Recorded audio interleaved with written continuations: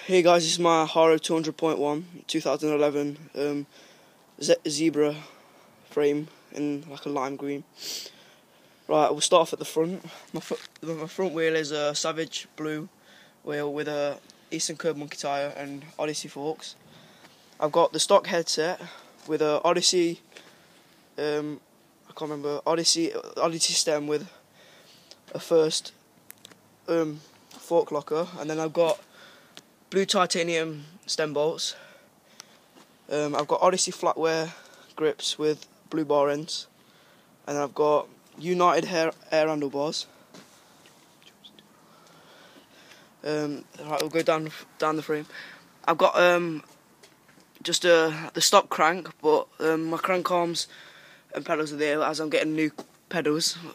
We need to take the cranks off. We needed to take crank arms off because our pedals got jammed. We needed a vice, and it's not sealed. It's just cage bearings. Right, I've got the KMC blue chain, and my seat clamp is stock. Where my seat that's supposed to be on it is that one, but I've ordered a new seat which is the same as that. It's exposure and it's transparent white for it. And then moving down the back, I've got a rubbish Maxis Daddy tyre. I ain't got any others. And I've got the blue exposure rear wheel with the blue hub cassette. And then my cassette 9 tooth didn't sound very good. Oh, I forgot about the sprocket. My sprocket is the Eastern Medusa sprocket, 25 tooth. And yeah, and I've got I did have a brake on it, but it snapped.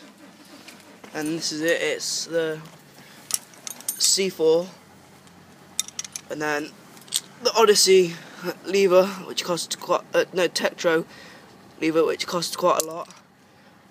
And then I've got the blue C4 brake cable.